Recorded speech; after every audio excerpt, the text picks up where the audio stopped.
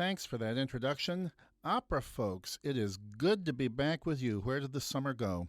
But the weather is getting cooler, and the Harrison Opera House is cranking into gear in fine style. It's a season to be excited about at Virginia Opera for 2011-2012. There are a lot of firsts. It's our first Aida opening October 1st. It's our first Philip Glass opera later on after the holidays. It's the first Hansel and Gretel that we've done in some 30 years, believe it or not. And it's the first appearance in our pit for Maestro John DeMaine, making his company debut. We're excited about that. Maestro DeMaine has conducted Aida in many venues all over the globe. He's conducted at virtually any major opera company you can name. It's a pleasure to welcome him to Virginia Opera. This is going to be a gala special occasion, and we'll talk about it. But before we dive into Aida and what I'm here to do, I'm the community outreach music director for Virginia Opera. I do about 150 speaking gigs around the region every season, talking to community groups, Rotarians, Kiwanis, church groups, colleges, universities, women's clubs, men's clubs, explaining how to listen to opera music. I want you to hear what I hear. It might help give you some insights and become a little more active listener, not quite so passive when you come to the opera. And I'll give you my take on what I think makes Giuseppe Verdi's Aida a true masterpiece. What's unique? What's great about it? Before that, I've got another first to tell you about, and I'll just take a second for this, and it's something a little bit personal for me. At these speaking gigs, a lot of folks come up to me afterwards and say, well, Mr. Winters, that was really interesting. You should write a book. And this has been coming my way for some 8 seasons now. So guess what? Your friend Glenn Winters has written a book, and it's being published this fall. I'm very excited about it. The publisher is Kendall Hunt Publishing, a very fine firm that does niche genre, and this certainly is a niche genre type book. The title is, and this title will give you a clue as to the nature of the book, I'm calling it The Opera Zoo, Singers, Composers, and Other Primates. So that should tip you off that this is not a starchy academic history of opera. This is a light, breezy book, kind of spoofing the opera world. I describe it as what you might get if Garrison Keillor, Woody Allen, and Dave Barry all collaborated on a book about the opera world. So no great opera or musical expertise is necessary, just a sense of humor. I also offer some insights on the operas that we produced last season at Virginia Opera, in a collection of essays about that season. And the book ends with a journal that I kept while I was a guest artist at an international opera festival in Rome, Italy, in the summer of 2010, just recording my experiences. It'll take you behind the scenes of what it's like when a cast gathers from around the world to prepare a production of Johann Strauss's Die Fledermaus, from first rehearsals through the finished product, and also my impressions of the food, the people, the sights, and the smells sometimes of one of the great cities of the world, Rome, Italy. So if this sounds like your kind of thing, please contact Virginia Opera or send me an email at gwinters@vaopera.org. Go to our website for my contact information, vaopera.org, and let me know you'd like a copy. We're taking pre-orders for this book, and the estimated cost is about $30. It's going to be published this fall, will be available in December, and if you let me know you'd like a copy, we'll make sure that you're on that list. So the crass commercial announcement is over. Now, let's explore Verdi's Aida. The opera opens with a famously, notoriously difficult aria for the tenor, for Radames. Funny thing, Radames, I'm not going to tell you the whole story. Please look it up. I could use up the whole hour just recapping the plot, and I'm going to assume you have a little basic knowledge of what goes on. We're in the time of the pharaohs, maybe 4,000 or 5,000 years ago, and Radames is our studly tenor, the hero of the story. I actually find the music Verdi gives to Radames more interesting than he is as a dramatic character himself. He is a little flat, and I don't mean this to denigrate the opera or to criticize Verdi. no mistake. Aida is a genuine masterpiece, but it's the complex psychological depths that we look towards Verdi to supply happen to some of the other characters. I would describe Radames as kind of, in Hitchcockian terms, the MacGuffin of Aida. He is the thing that everybody wants. Pharaoh wants him to lead the troops. Aida wants to marry him. Amneris, the daughter of the Pharaoh, wants to marry him. He is the object that motivates everybody to do what they do. He is a MacGuffin. And his music is great, but he's kind of simple in his approach to life. Radames has two things in his brain at any given time. Number one, he would like to slaughter as many Ethiopians as possible so that he can attain his ambition of military glory. And number two, he would like to make love to pretty Aida several times a day, possibly as many as 5 or 6 times a day. That's about it. He's not what you'd call a deep thinker. There's not a lot else going on in Radames' inner life. And in his very opening recitative, before that famous aria, Celeste Aida, in that recitative, Verdi lays out both of those tracks of his two-track mind. You'll hear the trumpets of the military fanfare in which he realizes he's about to become commander-in-chief and he's excited. And then you'll hear some gooey, warm, romantic strings as he realizes that this means that he can achieve his other dream of marrying Aida. It sounds like this.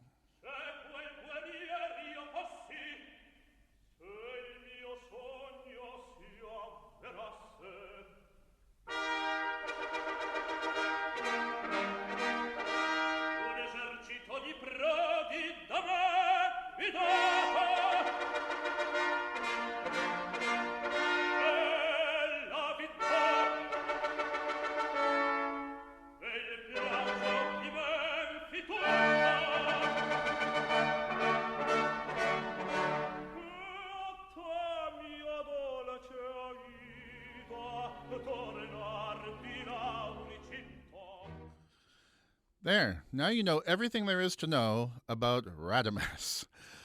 That's okay. He reminds me a little bit also, I mentioned Hitchcock before. He's kind of like Jimmy Stewart in some of those Hitchcockian films. He's the ordinary man who finds himself in extraordinary circumstances before the drama has run its course. Now, he goes on to sing a song which is very interesting on many levels. This famous aria, Celeste Aida, and I referred to it as a song because it is a song. In its structure, it's not really any different than any of the hits from maybe Frankie Valli and the Four Seasons. It's a song. It's not one of those great monologues like Rigoletto sang in our opening production last year, Party Siamo, in which you go through a roller coaster of emotions. Nope. This is an old-fashioned aria, a snapshot, if you will, of one state of mind, a giddy love-struck young man. And it's simple. The reason it resembles a pop song is you've got a main theme, Celeste Aida, and he sings that. Then there's a contrasting section, and then you go back to the first theme, and Bob's your uncle. You have a nice song. It's not complicated. It's very pretty. It suits this guy. It's a simple song for a man who has a simple mindset. And, the other remarkable thing about it is that it's extremely difficult because it's very exposed. Verdi didn't care about his performers. He didn't cut the tenor any slack here. Your tenor, who in our case, Mr. Gustavo Lopez Manziti, is going to come out on stage totally cold, and the first thing out of his mouth is basically an extremely exposed aria that lies in the passaggio, the break of the tenor's voice, and there's not even a lot of orchestra underneath. The orchestra is very restrained. Trust me, you separate the men from the boys. This is where you feel naked on stage.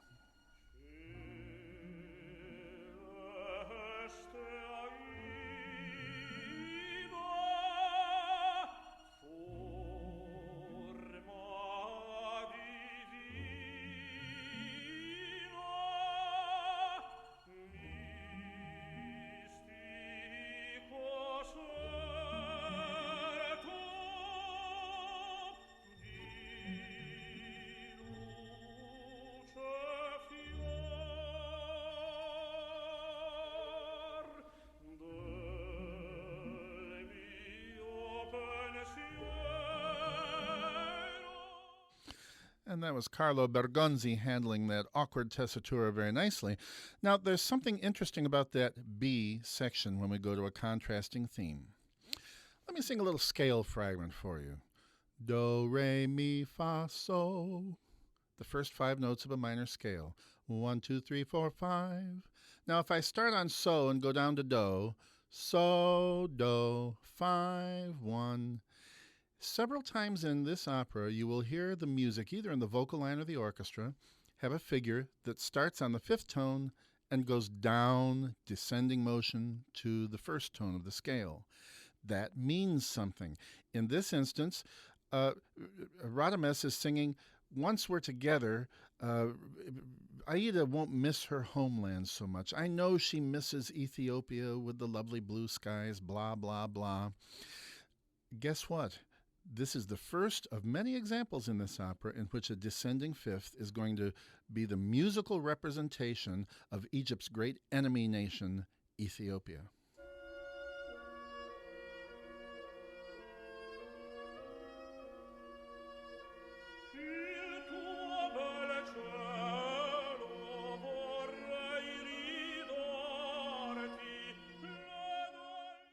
Did you hear it? 5, 3, 1.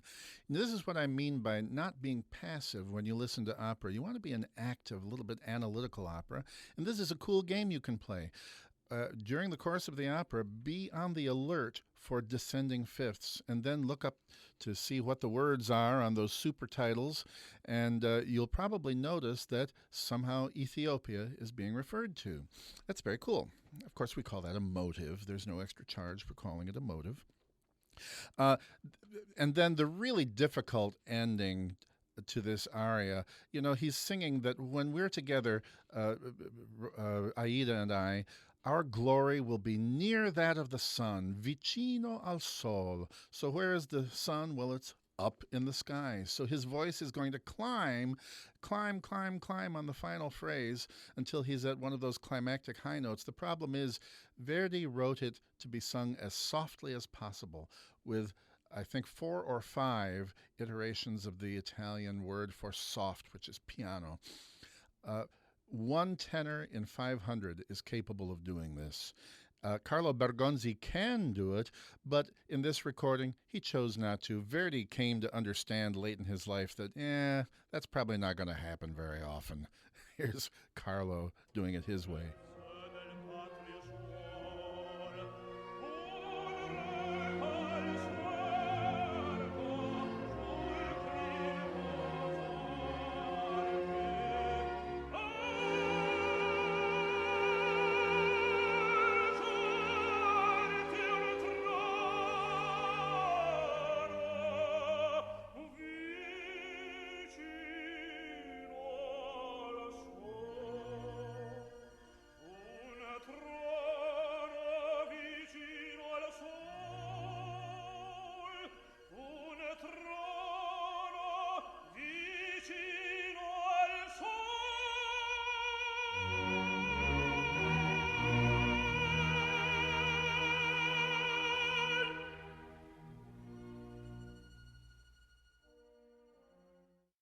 Yeah, friends, that kind of vocal writing, that takes guts. There we separate the men from the boys in Tenorland.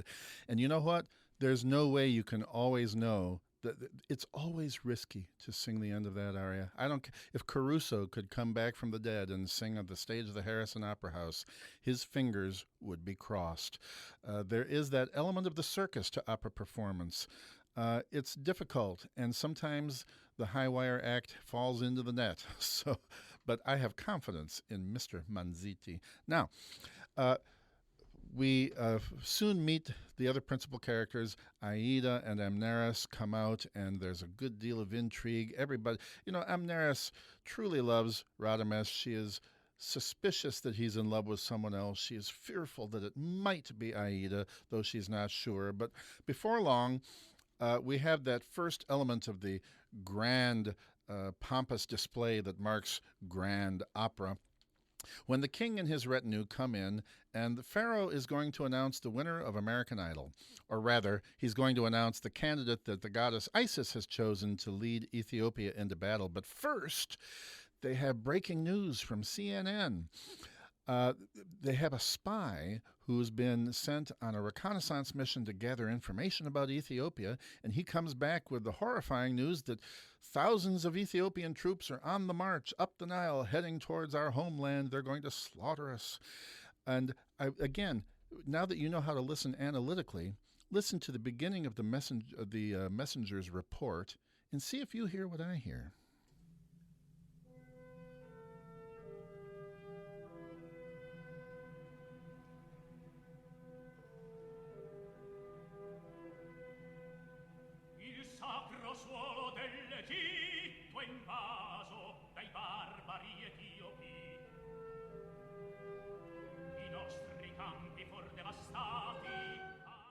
Did you hear it? That 5, 4, 3, 1, 5. There it was, that descending fifth. That's the tip-off that even before he opens his mouth, we know he's going to have news about Ethiopia. Well, we have the naming of Radames as the commander-in-chief, and they are sent off the stage to prepare for the consecration of the new leader at the temple with a great patriotic march. There's a blood-curdling cry of guerra from the assembled citizens, which is the Italian for war. There's a cry for war and blood. They're all pumped up, ready to defend their nation. And, by the way, one thing I like about Aida, the opera takes no sides. This is not a question of Ethiopia is Hitler and Egypt is the Allies. Both talk smack about the other. Egypt says, Ethiopia is the barbarians, they're invading us, we must defend our homeland. But then the Ethiopians speak about how they've raped our women and slaughtered our children. What do you expect us to do? And there is no good guy or bad guy. In fact, all the so-called, there are no cartoonish villains. Nobody is lily white and nobody is evil in this opera. They all have reasons for what they do, and they all betray their ideals in some way, and it's messy, just like life. And you're going to hear, as they march off to a very patriotic tune, there's going to be Amneris wishing good battle luck to Radames, singing Ritorna Vincitor. And just as the music that represents Ethiopia goes down, she's going to sing an ascending figure, Ritorna Vincitor. So it's really as simple as can be. You've got these two sides in this conflict. Egypt's music always ascends. Ethiopia's music always descends. Here's that battle cry of guerra.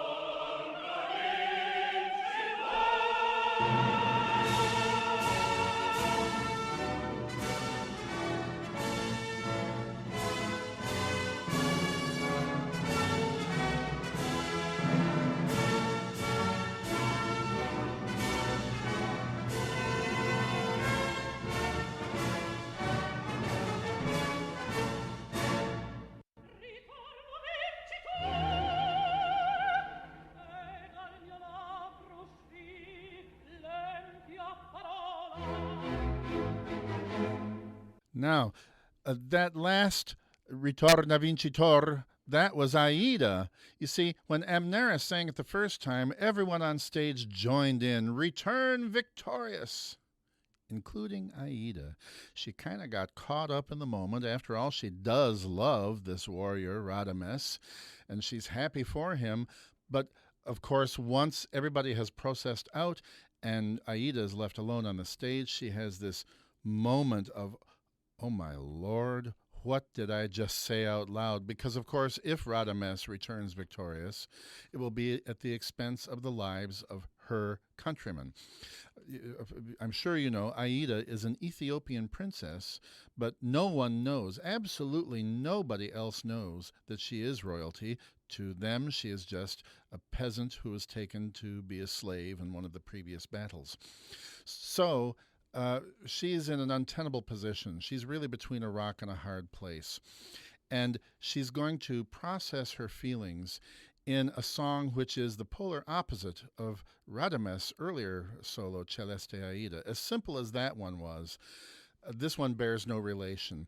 This is a true monologue of Shakespearean eloquence and complexity, in which this woman, it's not a snapshot of one emotional state like an old-fashioned aria from the time of Handel or Mozart. This is really a roller coaster of emotions in which the music follows no prefabricated convenient structure like ABA, but simply follows the psychological states of mind that this poor young woman goes through. Let's look at these and see what kind of resources Verdi utilizes to give us her inner life. First of all, she just said, "I can't believe that those words left my mouth." She goes on to react with revulsion to the idea of her lover, the man she loves, returning drenched in the blood of her countrymen. Sounds like this.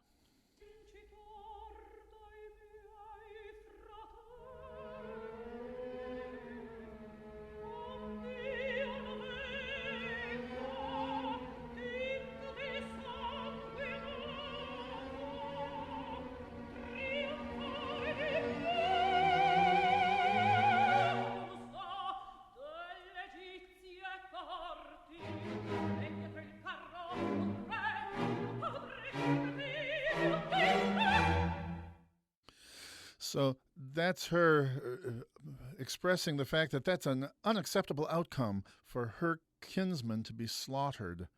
But then again, the other outcome is equally unacceptable because she has given her heart to Radames. All she wants is to be his soulmate and live a happy life with him. And so it's also unacceptable for him to be killed in battle. Then the music turns extremely romantic, and you hear Aida's theme, but it is a love theme. It is her motif, if you will, but it always refers to her tortured and unhappy and doomed love.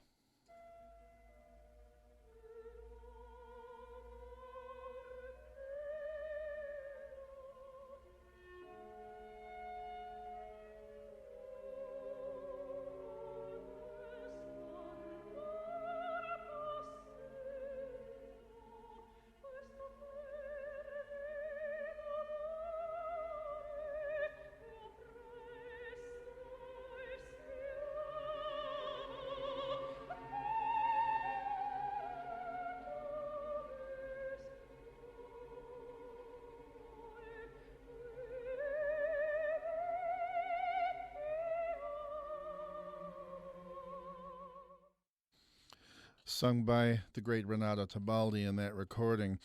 Now, we have the yin and the yang. It's no good that my countrymen are slaughtered.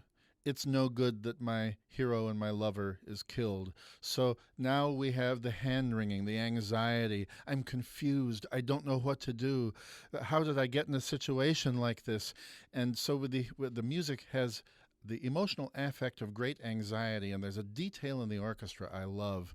A couple of times there's a kind of a swell in the strings, which I believe, ladies and gentlemen, just represents her stomach turning at the thought of the situation that she's in. It's musical nausea.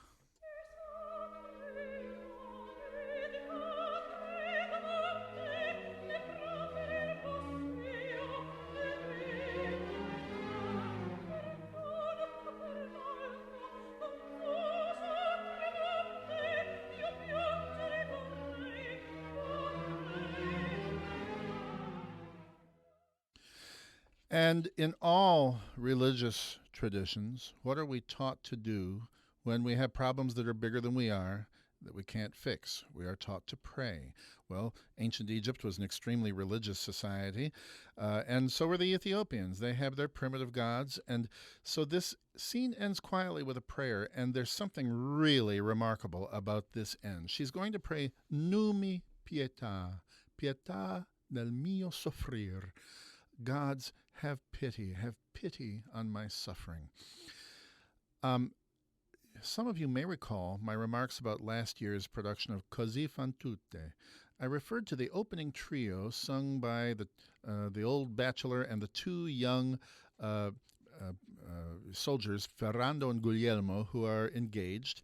And I mentioned that in that trio, they're at the top of Act One, that they're doing some juvenile, childish boasting about their fiancés and how crazy their girlfriends are about them. And Mozart assigned a kind of a childish theme to demonstrate their immaturity and how much they had to learn about women. It went da-da-dum, da-da-dum, da-dum, and it kind of sounded like, it's raining, it's pouring. I learned that refrain, it's raining, it's pouring, the old man is snoring, dee-da-da-dum, that musicologists have determined that is the universal refrain of childhood. As far as we know, all cultures, I don't care if you're an Eskimo or an Aborigine, all children at play, as far back as we can go in history, will use this combination of tunes.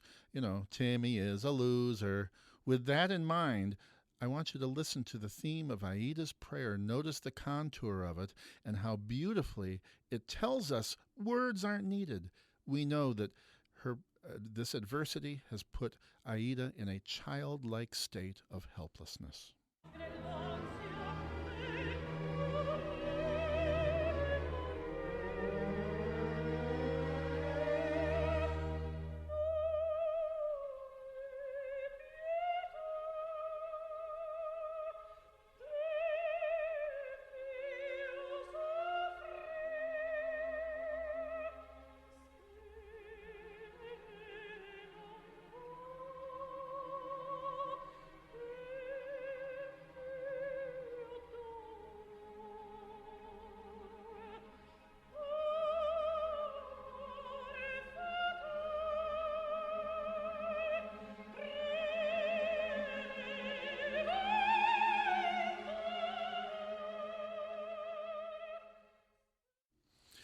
And this is how the first scene ends. We went from a very simple musical utterance, Celeste Aida, to an extremely complex and sophisticated bit of musical psychology with Ritorna Vincitor. And before we head on to the rest of the opera, because this first scene is in many ways, to me, the most interesting in the way it lays out the characters, I want to go back to Radames for just a second. Isn't it strange that he wants Aida? Think of it this way. He's very ambitious. He wants military glory. He's thinking about his career and achieving success on the battlefield. All right. You should play the game. Pharaoh has a pretty daughter. One of the tools would be to achieve success is to curry favor with the king. The king has a beautiful daughter. The daughter, Amneris, is crazy in love with Radames.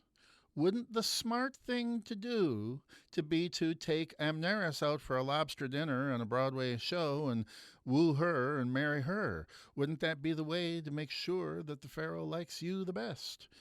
So how come Radames rejects Amneris and wants this nobody, as far as he knows, this peasant girl, Aida? I mean, yeah, she's pretty and all, but so is Amneris. Amneris is beautiful as well. What's wrong with him? Is he just stupid?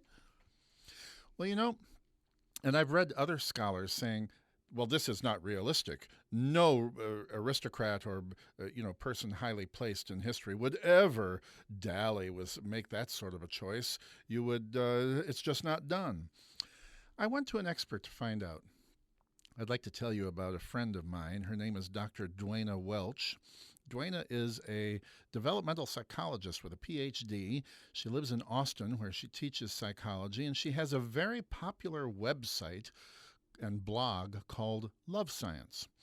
The website address is Love Science Media, all as one word, .com. lovesciencemedia.com. And what this is kind of a lovelorn advice column like Dear Abby or Ann Landers, where people ask her relationship questions, romance questions, even questions about sexual issues. And instead of just replying with native common sense, Duana uh, bases her answers on the body of research in this field. So it's kind of advice with a scientific background to it. So I wrote to Duena and said, what is the deal with Radames? What is the matter with him? It's not logical, is it, that he wouldn't be more politically aware and want to, court the one who can do him some good in society? Here's what she said. Duena told me Radames is not concerned about Aida's connections or place in society. In terms of evolution of the male, he is only concerned that she is young and beautiful, in other words, fertile, because he has a biological imperative to perpetuate the species and reproduce. And he also wants her to be hard to get, in other words, faithful. If she's got that going on, he's already got what he needs. It might be politically correct for him to marry Pharaoh's daughter, but in other words, he's being such a guy. He's being a male. Women are more likely to consider education, social standing, class, and so forth when choosing a mate. Not all women, of course. Feminists, don't write me. I understand. But men basically are looking for a fertile woman, not a woman who is highly placed in society in terms of their DNA, how we're hardwired to think. Well, men are pigs. Let's just agree on that. The second scene of Act 1 we can quickly dispense with because it's really cool. It's a big spectacle, the consecration of the armor and of the battle. And there's a lot of cool atmospheric music and a lot of mighty singing to the god Ptah, who is the Egyptian Yahweh. And nothing really happens. There's no psychology. It's just spectacle. That's what we like about grand opera. But we have no glimmer of anyone's inner thoughts. It's just exterior spectacle. So we can dispense with it. You'll like it. It's very impressive. But let's go on to the kind of interesting stuff. In Act 2, the battle's over already. This was not the Crusades, guys. This was over pretty quick. I guess Egypt had, Scud missiles and drone planes and so forth. They made quick work of Ethiopia. And as the curtain rises, Amneris is being attended to by her handmaidens, gussied up for the imminent return of the troops and a big victory celebration. We hear her handmaidens singing about the glory of Egypt, and it should not surprise us that they are doing a feminine version of that Ritorna Vincitor theme, punctuated by Amneris's impassioned phrases of longing for Radames. She really loves this guy.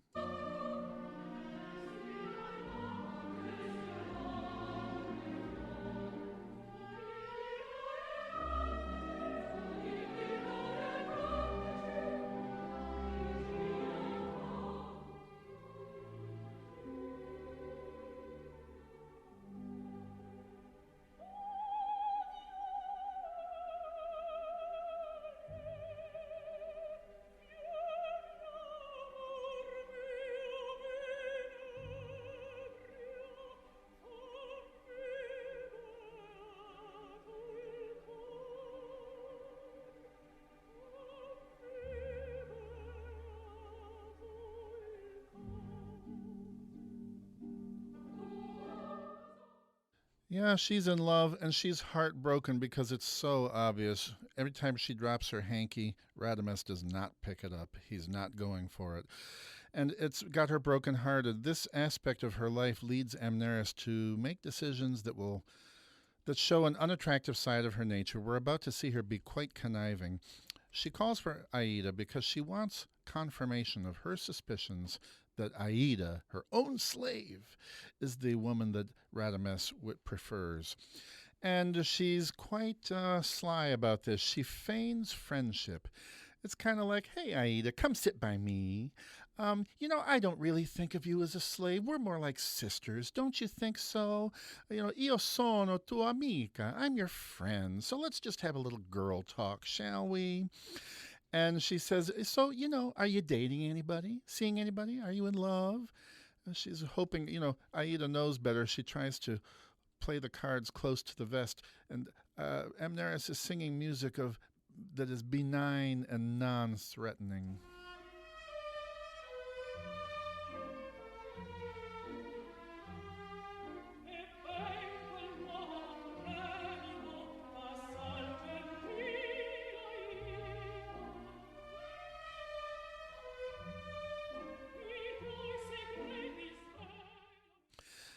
And once she's kind of gotten uh, Aida relaxed and off her guard, she lays a trap for her in this amazing duet that is one of the highlights of the opera. She says, "Yeah, the troops have won. The Egyptians beat your homeland. Sorry about that. And we're about to have a parade. But, oh, bad news. I don't know if you heard this. Radames. Uh, Aida, you know who Radames is, right? Remember him? Yeah. Well, he didn't make it. He got killed. Too bad, huh?" And of course, Aida is thunderstruck by this lie, collapses into tears, about to pop an aneurysm. And Amneris has her proof, and just to nail it down, she says, "Well, guess what?" In this next excerpt, "Son inganato, I was lying. Actually, Radames viva, he's alive." And you hear the explosion of joy from this girl who's being led down the primrose path of deceit.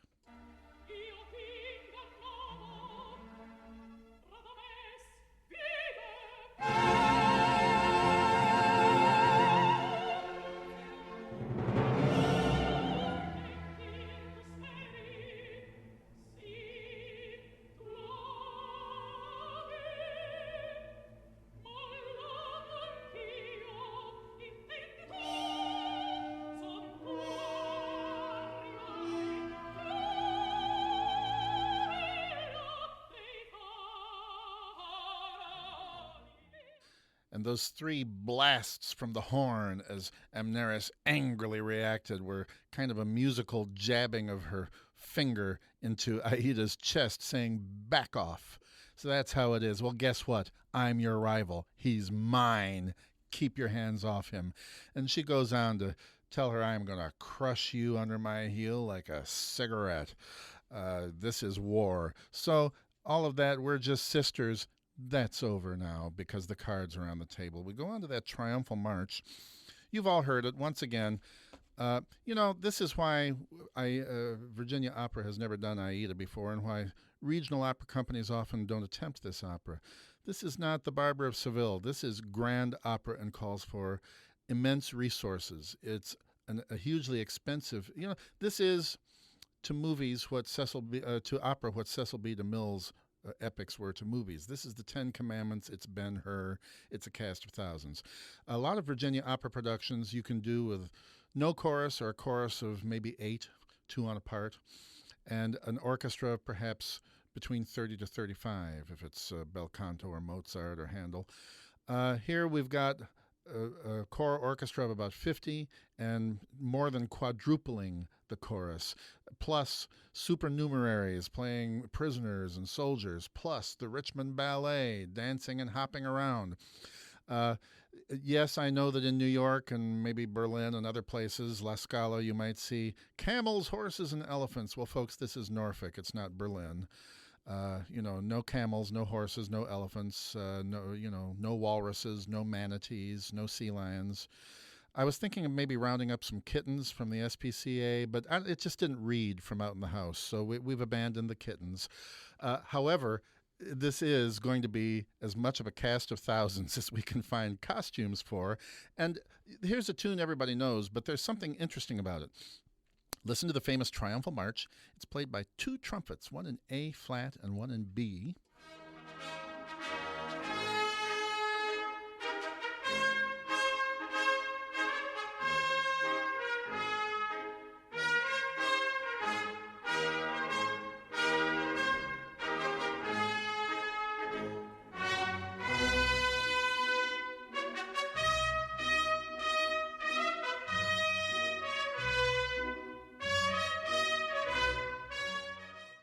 Yeah, you've heard that before, and it's a favorite moment. That's the march as the troops parade by Pharaoh for his review to get his thumbs up.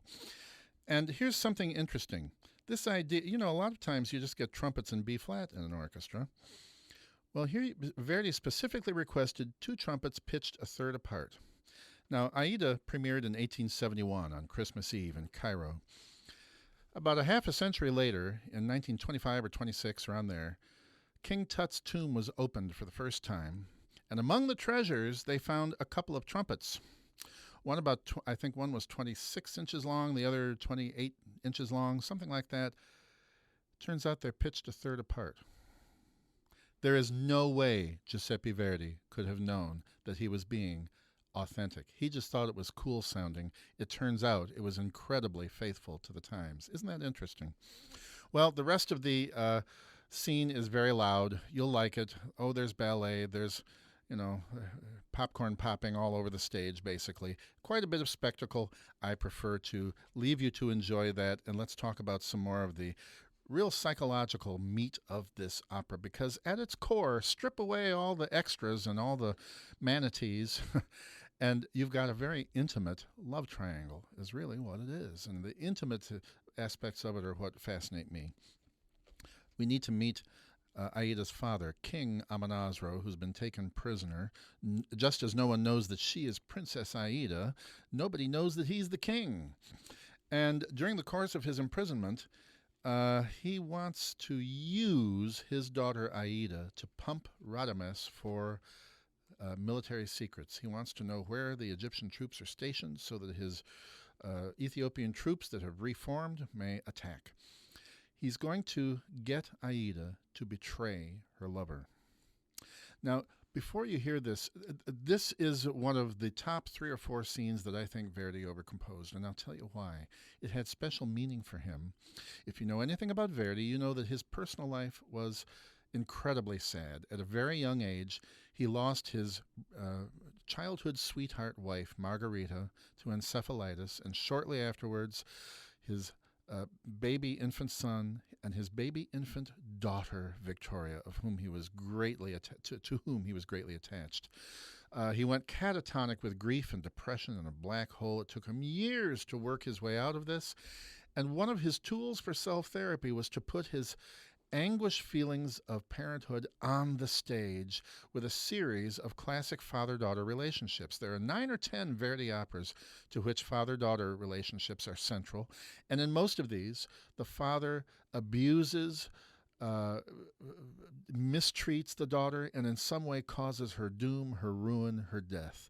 And certainly Amonasro is abusing and manipulating Aida in this short section you're about to hear. Did Verdi feel that he caused his daughter's death? No. This is classic survivor's guilt. Dr. Duana Welch could tell you all about it. When you're the only person in your family to survive death and illness, you have incredible guilt. So this is Verdi putting his great feelings of survivor's guilt on the stage. And it's a testament to his strength of character and his integrity that he was able to pull himself out of that terrible black hole of depression. When Aida says, I can't do that, I love him, I can't betray him, he says, well, you're going to hear Amonasro say, well, that's fine. If you want your brothers and nieces and nephews to be slaughtered, there will be rivers of blood, and the corpses of your kinsmen will rise up and point their fingers at you, and your dead mother, her specter, will haunt you. And when she says, Father, don't talk to me like this, he says, you're no daughter of mine. You're just an Egyptian slave. Listen to how Verdi's hysterical setting of this musically just makes these feelings visceral, like a kick in the stomach.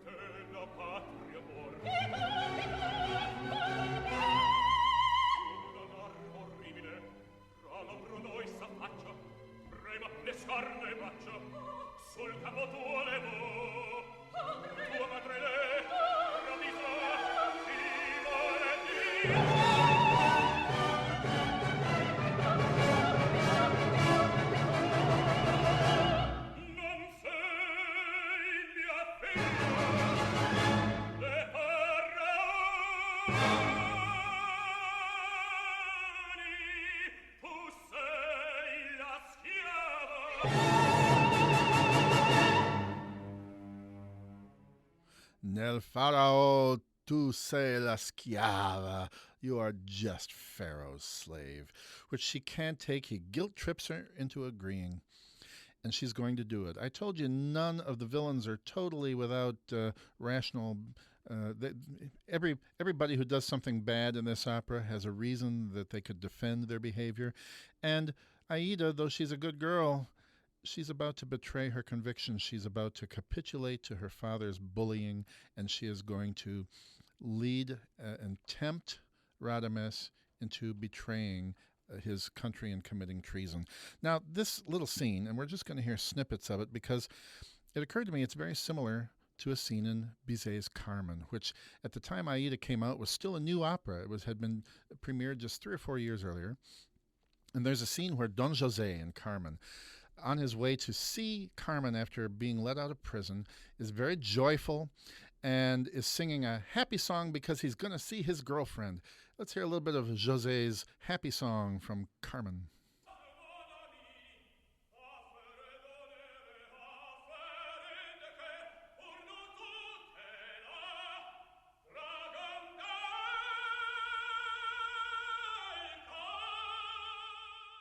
Yeah, that sounded pretty happy. On his way to see his girlfriend for a hot date.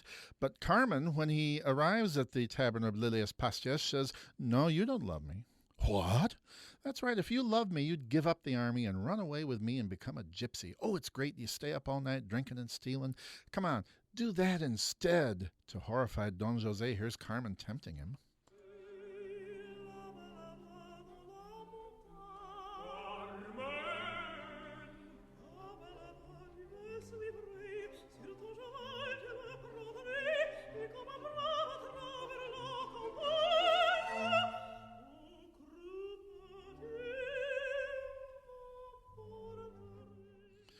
And because Carmen is very fertile, beautiful, he can't resist. Don José says, "Oh, well, okay, fine, I'll be a gypsy. We'll do it. We'll run away. Okay." And all the other gypsies come out and they sing a song of, "Hey, what do we care? We'll be gypsies now."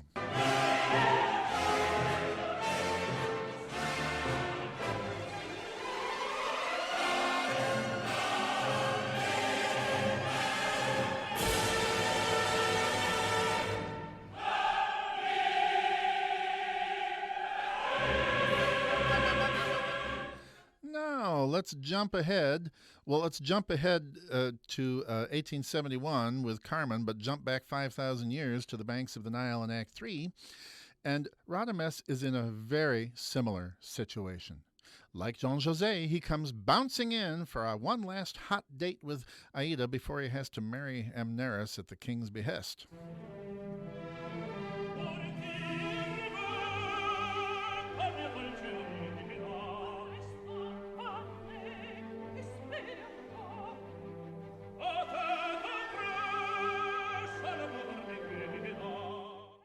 And almost echoing Carmen's words, Aida says, "No, you don't love me. Because if you loved me, you'd give up the army and you would run away to Ethiopia with me. Oh, you could be Daddy's right-hand man. He'd make you district sales manager for all of Ethiopia, you know. If you love me, just escape with me tonight. Don't marry Amneris. Run away with me." So she tempts Radames.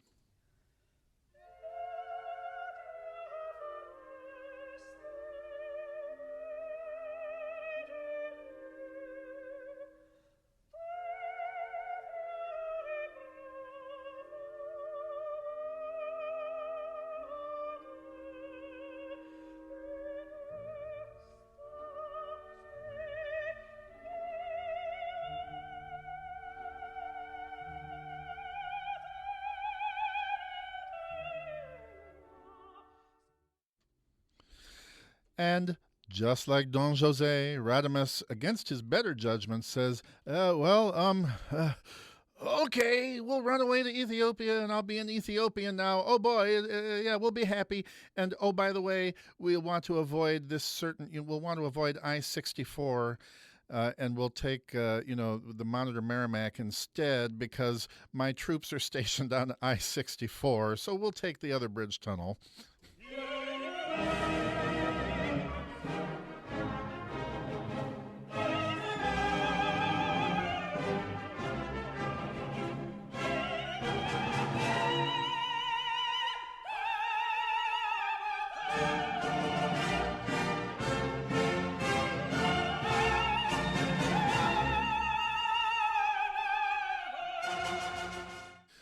So, just kind of interesting seeing how two great minds, two great masterpieces can have a little bit of an intersection with parallel storytelling. Radames, of course, is instantly thrown into arrest with Amneris leading the way, pointing her finger in accusation, "You traitor!" So we have Radames facing the tribunal of judges, of priests. He offers no defense. He is horrified at what he has done. And in Act 4, we find Amneris coming to give him one last chance. Of course, the deal she offers him is, "Marry me, and I will save your life." And once again, she's not calculating about this. She would die for him. This is true love. He could have had she would have made him happy, except for one little problem, as he tells her when he responds very stoically, "I would rather be dead because I love only one person."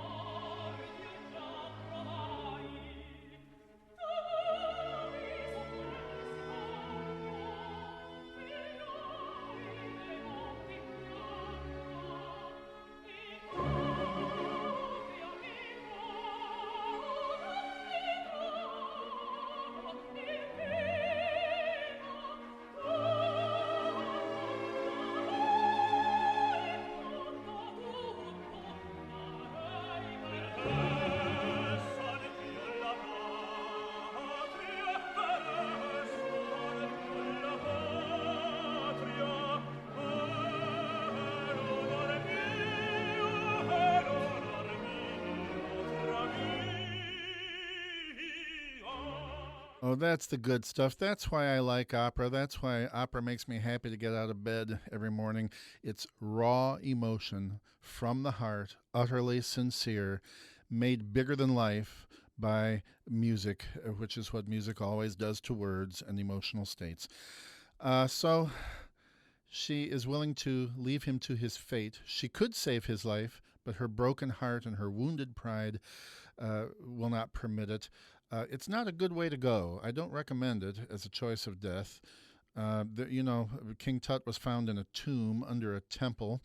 Well, the best way to enter a tomb is after you're already dead. I don't recommend being put in the tomb while you're still alive, which of course is Radames' fate. He will be sealed in a tomb underneath the temple of Vulcan and gradually suffocate as the air runs out. And he is naturally shocked when he finds that Aida, who had escaped momentarily, has snuck back in to Memphis and is waiting for him. They never explain how she got in that tomb. She must be very sneaky. It's a little puzzlement about the libretto. Well, we won't think about that. Somehow, when the guards weren't looking, she got into the tomb and she's waiting for Radames. Verdi wrote an amazing probably the most affecting music of the entire opera and perhaps of his career in this final duet, O Terra Addio. You've got on the stage, you've got the tomb underneath, and directly above, on the floor of the temple itself, is a remorseful Amneris who realizes what her attitude has led to. It's led to the destruction of the one she loved.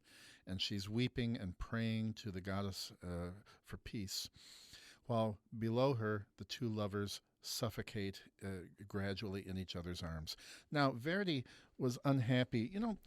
Don't overestimate the job of the librettist in any opera. With the great opera composers like Mozart, Verdi, Puccini, it's really the composer's show. The librettist is quite often a hired hand, to some degree or another, less with Boito, but certainly with Antonio Ghisanzoni, the librettist here. He was kind of taking dictation. Verdi had a way of bullying and harassing and abusing librettists until they did it exactly the way he wanted. And in fact, for this duet, Verdi used his own words. He got too impatient. And the familiar melody is kind of an iconic, it's something that we should recognize even if we haven't ever heard it before. Think of Dorothy in The Wizard of Oz, thinking of a better place, someplace, Kansas, nobody understands her. There must be a better place. Somewhere over the rainbow. That big leap up in the melody of an octave. Think also of West Side Story when Tony is lying in Maria's arms, dying after the knife fight, and they realize that there's a better place beyond New York City. There's a place for us, a time and place for us. Hold my hand and we're halfway there. Hold my hand and I'll take you there. There was that musical figure again. There's a place for us. The upward leap stretching up as if that better place is just out of reach if you could just get on tippy toes and find it. You know who else sings that? Susanna in Carlisle Floyd's American opera. She's stuck on a mountain in Appalachia. She wishes she could see the rest of the world. And the opening of her aria, ain't it a purty night? She's reaching for that other world.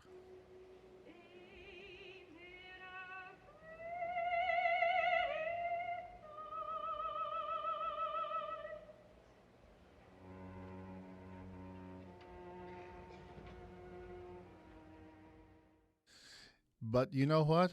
Verdi did it first. Before West Side Story, before Carlisle Floyd, before Harold Arlen and The Wizard of Oz. You're going to hear Radames and Aida sing together this arching, reaching, yearning melody because they know that Earth is not their place anymore. They're waiting for eternity where they can be together. And it's, there's something wrong with you if this scene does not cause a lump in the throat and tears in the eyes. You really need to get some psychotherapy because you're not in touch with your emotions. I'm not tired of it yet. I've been lecturing on this for a couple of months. It gets me every time. And because you've got the lovers, their music gradually, you'll hear the violins get higher and higher and higher and thinner as the air is disappearing from that tune. You hear the air disappear in the strings as they die out.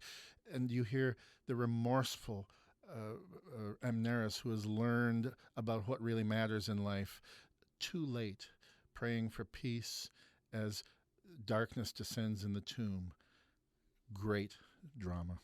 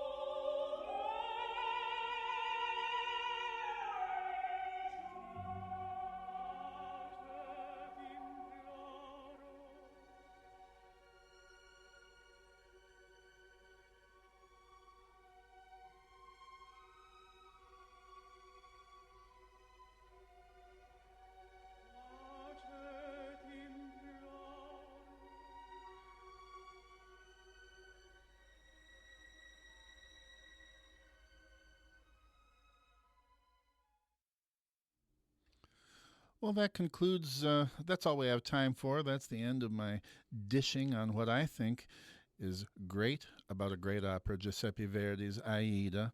I hope you're excited about it. We certainly are over at the Harrison Opera House, and we expect to see you there. Uh, Listen, remember that I give a pre curtain talk 45 minutes before curtain for Virginia opera performances. I think they have some other gala activities planned for opening night, but every other performance this season of all of our operas, you'll see me in the grand lobby doing my thing. And if you like the way I talk about music and I make you laugh occasionally, consider contacting me. Drop me a line and let me know you like the broadcasts at gwinters@vaopera.org. And you can also reserve a copy of my forthcoming book, The Opera Zoo: Singers, Composers, and Other Primates. My name's Glenn Winters. My thanks to my friends at WHRO for letting me share these thoughts with you, and we'll see you at the opera.